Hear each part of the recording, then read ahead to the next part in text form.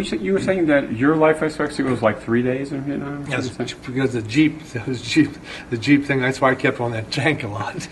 But for a Jeep driver, if your job was a Jeep driver, you have only 3 days. Yeah, to 3 live. days. If I'm on that Jeep, and every time I'm on that Jeep, and when we went to like Saigon or something like that, and I'd have the captain next to me, so I couldn't have that Jeep stop. That Jeep could not stop, and I literally had to bump, and they could rail with people's feet and stuff like that, and bump them, and because I couldn't leave him sitting, because if I let him sit, they'd pop him right off, because it was my responsibility to keep him alive. But there was a lot of stop and go traffic in Saigon. Oh yeah, The people were just suffocating.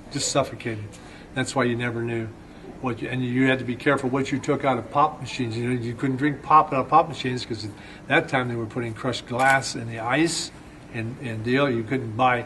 You were not to drink or eat anything in certain villages and stuff like that because they had shaved glass and ice. So you drink that. They were putting drops of acid in like bottled Coke and stuff like that, slipping it into pop machines and stuff like that, and selling it to you. And you drink the acid and the Coke and stuff like that, and get you that way. So what was the big advantage of being in tanks other than being in infantry? You rode everywhere, and we gave a lot of rides to guys that it got hot, it got real hot in there. But the best time was one of my escape hatch fell off, and I had to straddle like this. But I had a nice breeze coming up. And when it rained in the monsoons, the rain, if you had a lot of, one time it was they did an inspection on us, and I was it rained, and it had been raining for months. Anyway, I had a puddle of water in my feet where I was straddled up in here trying to keep my feet dry. I still had to drive the tank and accelerate and stuff like that. And literally the bottom of my feet, when I take the socks off at night, the bottom of the feet just come off in sheets. The skin would come off because it was just pickled. It would just, and it just make it just raw feet.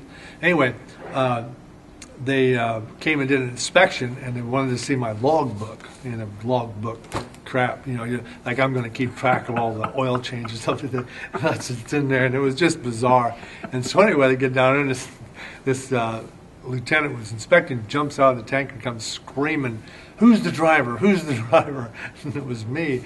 And he says, he called me a crazy son of a bitch. He just called me every name in the book, and I'm saying, I'm saying, yes sir, yes sir. Like this, I was screaming about it. He says, you got grenades underneath that seat. I said, yes sir, yes sir. I kept 4 grenades underneath the seat. And he says, you got a pin, that's where I got a pin going. I just freaked him out. And the vibration of that tank, it worked those pins out, but the rust from the water stopped the pin. And that saved my, it stopped the vibration. And I says, yes, sir, are you crazy? And so anyway, they got them out of there. But they were sitting in water all the time.